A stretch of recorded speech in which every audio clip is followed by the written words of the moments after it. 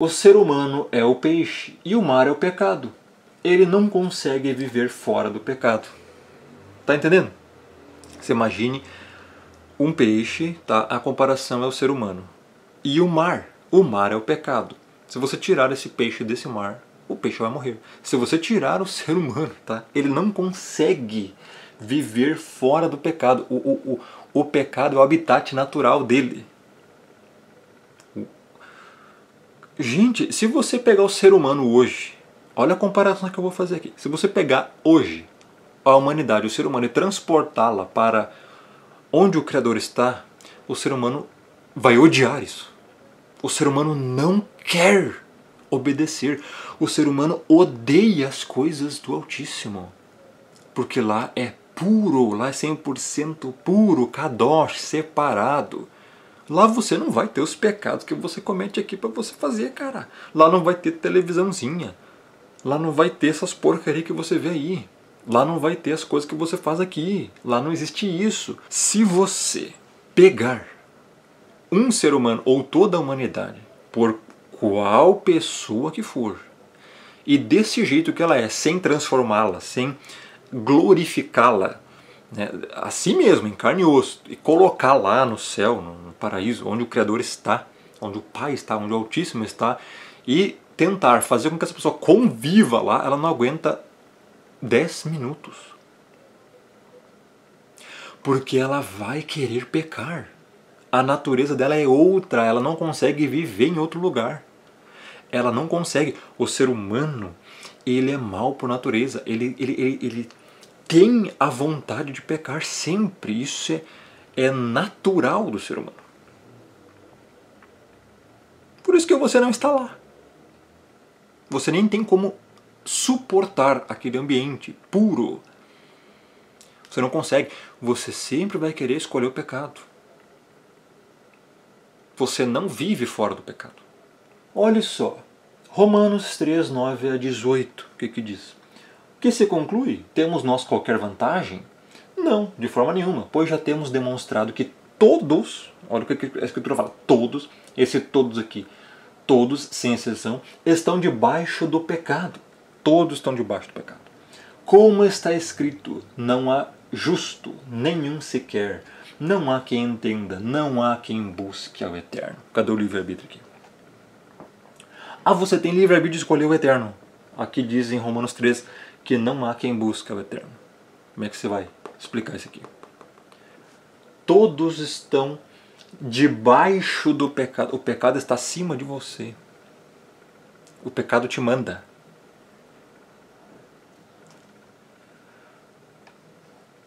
Todos, olha de novo, todos se extraviaram, se perderam. A uma se fizeram inúteis. Não há quem faça o bem, não há nenhum sequer.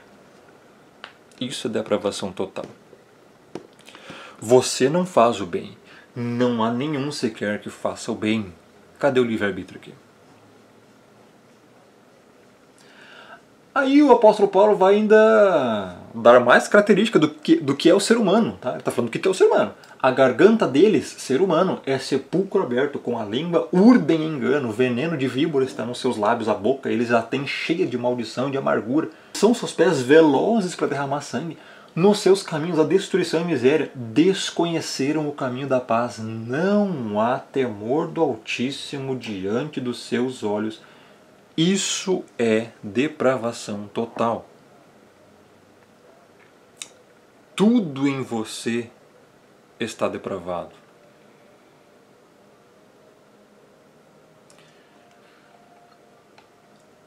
João 6,44 e João 5,40. Olha só. Contudo, não quereis vir a mim para terdes vida. Depravação total. Ninguém quer ir até ele para ter vida. Tá? Ou seja, você vê aqui em João 6,44 que ninguém pode vir a mim se o Pai que me enviou não o trouxer. E João 5,40, contudo, não quereis vir a mim para terdes vida. Ou seja, não é que o Criador é um tirano. A culpa seria do Criador em só escolher alguns para ir até o Messias. Não. Porque João 5,40, um capítulo anterior, ele fala assim, olha, contudo, não quereis vir a mim. Ou seja, o ser humano também não quer o Criador. Não há quem busque o Criador. Está entendendo? Então você nunca pode culpar o Criador, o Eterno, por dizer assim, não, ele só escolheu uns e não escolheu os outros. Por quê? Não quereis vir a mim. Ninguém quer o Messias. Está entendendo? Ou seja, ninguém pode dizer que a culpa de não escolher é do Eterno, é do Altíssimo, é do Pai. Você não pode nunca culpar ele. Ele não é culpado de absolutamente nada. Entenda isso. Porque ninguém quer vir a mim para ter vida. Ao mesmo tempo, ninguém pode vir a mim, o Messias, seu Pai que me enviou não o trouxer. Então, os humanistas, que são os heréticos, os blasfemos, os falsos mestres, os que ensinam falsas doutrinas, as pessoas que não aceitam a verdade, eles pensam assim, eles veem o ser humano se afogando, tá? Nesse verbo aqui contínuo, se afogando, tá?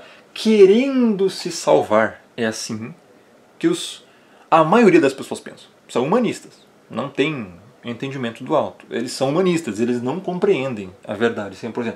Então eles veem o ser humano se afogando. O ser humano está dentro de um oceano profundo, se afogando, querendo se salvar. Essa não é verdade. O que as escrituras dizem? Ó?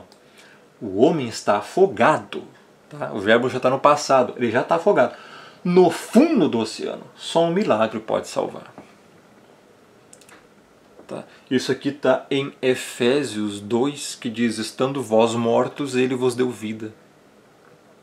O ser humano está completamente morto espiritualmente. Ele não está vivo, ele não consegue pedir socorro.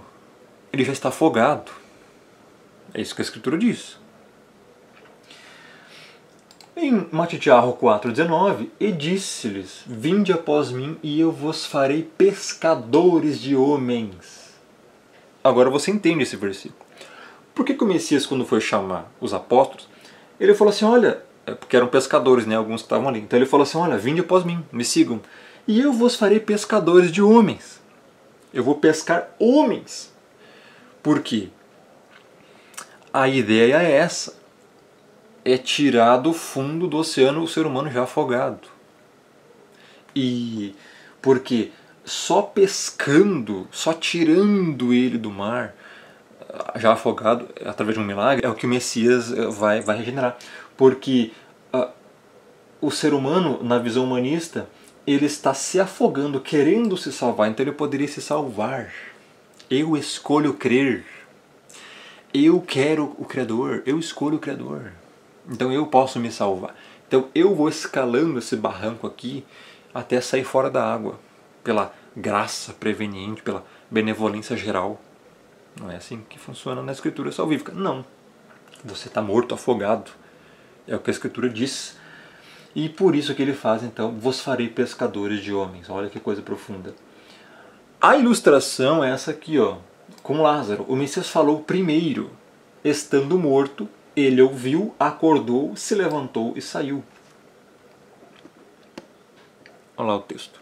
Lázaro estava morto. Quem falou primeiro? Lázaro queria se salvar? Queria ressuscitar? Lázaro podia falar alguma coisa? Lázaro podia se levantar? Podia sair de lá? Não. Quem falou primeiro? Foi Lázaro que disse, me ressuscita? Lázaro estava morto. Foi o Messias que falou, Lázaro, vem para fora. Então, estando ele morto. Então Lázaro ouviu, estando morto, acordou, depois se levantou e depois saiu.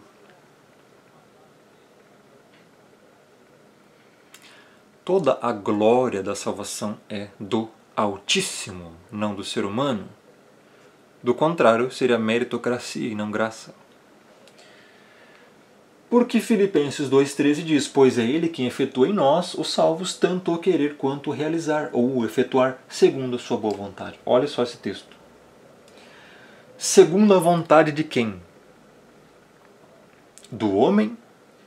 É segundo a sua vontade que você quer escolher o Criador?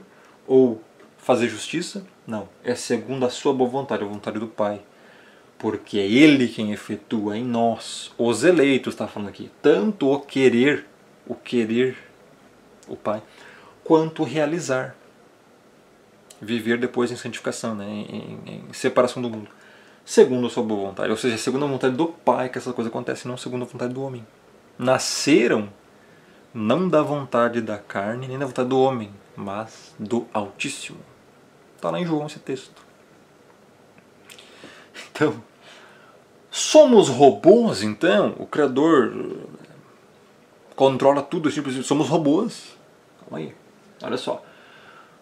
Não é que somos robôs nesse sentido, mas temos livre agência. Tipo assim, significa então, Rômulo, que qualquer coisa que acontece no mundo, tipo assim, o Criador está fazendo tudo. Olha só. Você é um livre agente. O que é isso? É ser capaz de fazer escolhas e tomar decisões dentro do limite da nossa natureza caída e corrompida pelo pecado. Você é capaz, sim, de fazer escolhas. Você é capaz de tomar decisões, todavia dentro do limite da sua natureza caída e corrompida pelo pecado. Mais que isso, não. Então você é um livre agente. Você não tem livre arbítrio, você tem livre agência. Você é um agente livre nesse sentido. Você faz escolhas. A responsabilidade por cada escolha é sua, inteiramente sua.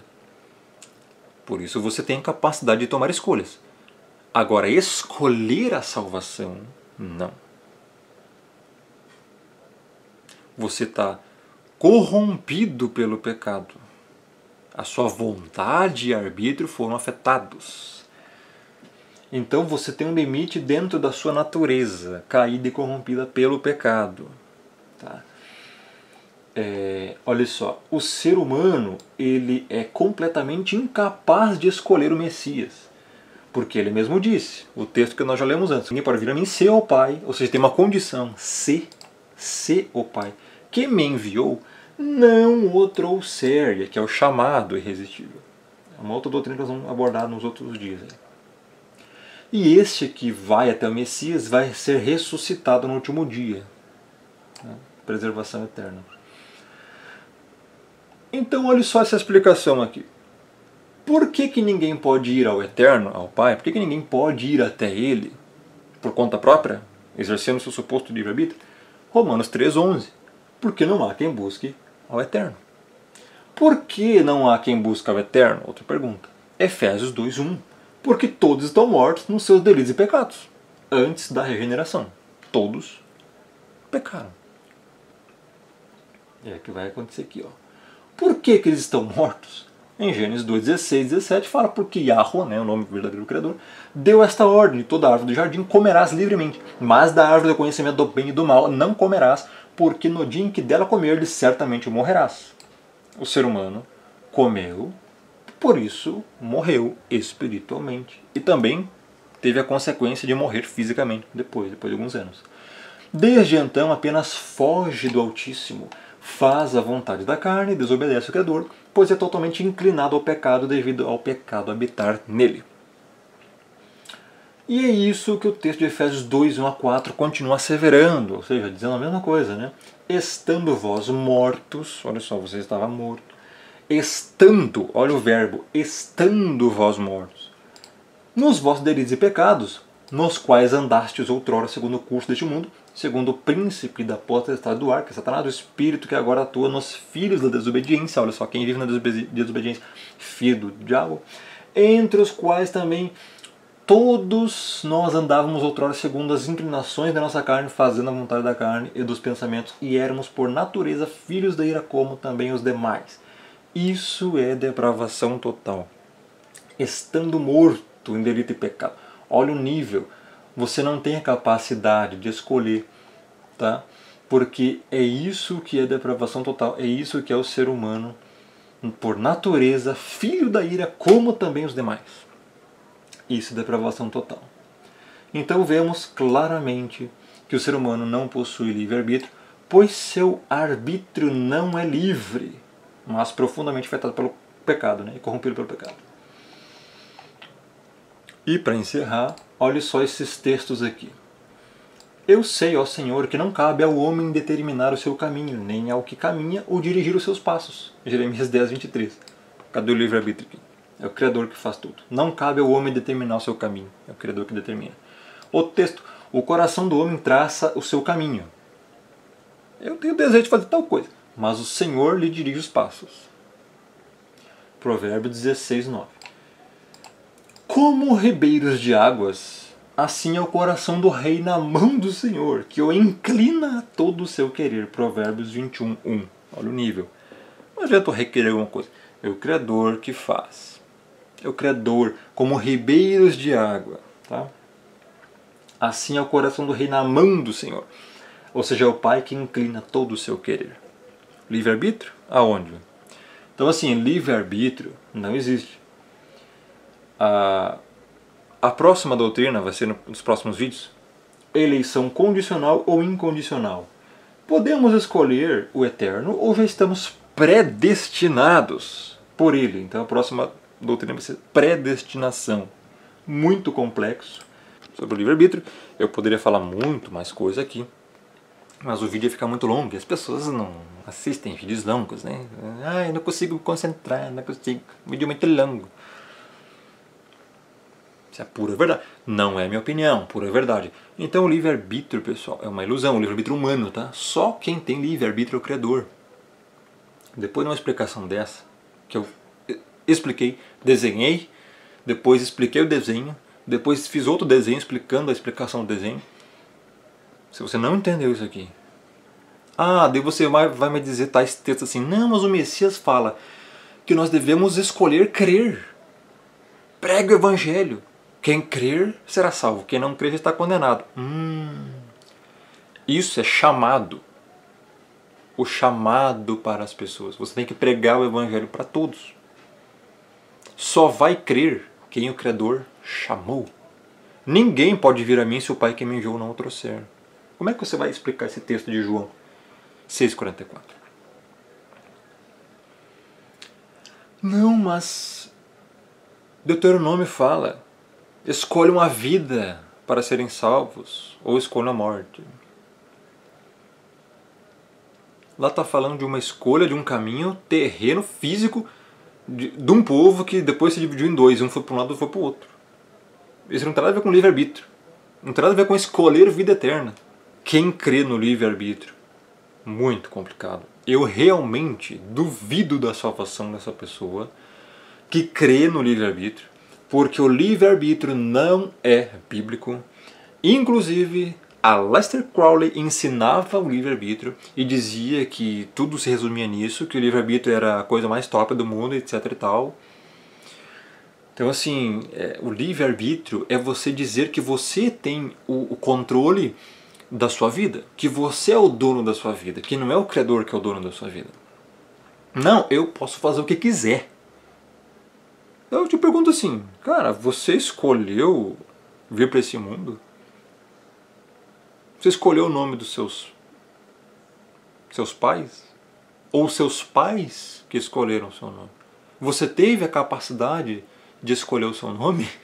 Nem isso você teve. Você não tem livre-arbítrio, cara.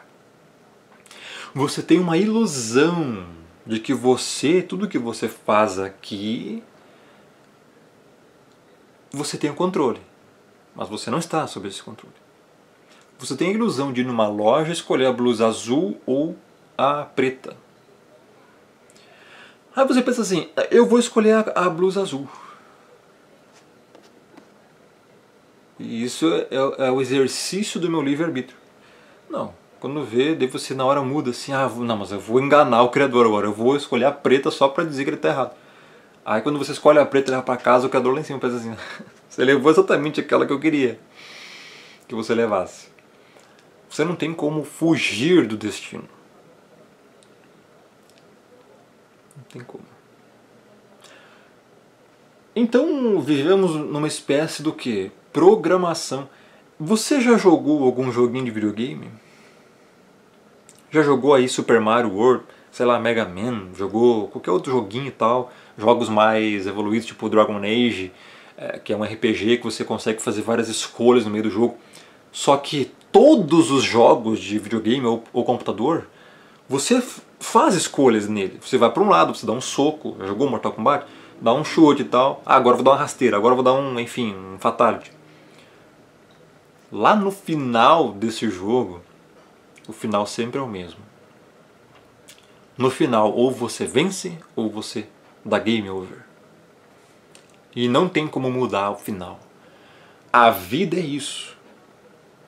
É como se fosse uma grande programação onde você pode fazer escolhas dentro do limite da sua natureza caída e corrompida pelo pecado. Todavia, lá no final de tudo, além do final da sua vida, no final da história da humanidade, nesse sentido aqui, dessa terra, antes do julgamento final, né? Lá no final, ou você vai ser salvo ou você vai ser condenado. Não tem como fugir destas duas opções, dois caminhos. Ou é um ou é outro. Não existe meio termo nem nada fora disso. Então você tem a ilusão de que você é livre para escolher o seu destino, exercendo o seu livre-arbítrio, suposto livre-arbítrio. Mas não adianta. Lá no final já está tudo escrito. E nós vamos ler todos os textos aqui que comprovam a depravação total, que refutam automaticamente o livre-arbítrio, suposto livre-arbítrio humano. Quando você vê uma programação de computador, você vê isso. Uma programação de um game, de um jogo, você tem a ilusão ali de estar com o controle jogando. Ah, vou escolher que tal caminho e tal, vou pular, vou, enfim, derrotar o inimigo e tal, vou fugir, etc. Você está jogando ali. Lá no final, ou você detona o game, ou você dá game over, você perde, ou você vence ou você morre. Não tem outra opção. E não importa o que você faça, ou a forma que você faça no game, você pode escolher várias formas. Lá no final é a mesma coisa. Você vai vencer. Então é muito simples essa explicação. E ao mesmo tempo complexa. Porque sim, somos limitados. Não conseguimos compreender tudo isso 100%. Mas é mais ou menos isso. A Bíblia fala muito sobre isso. Nós vamos abordar no próximo conteúdo aqui, que é predestinação. Então, são assuntos muito interessantes. Não percam tais assuntos, porque eu vou abordar sobre muitos outros, tá? Então é isso, pessoal. Grande abraço.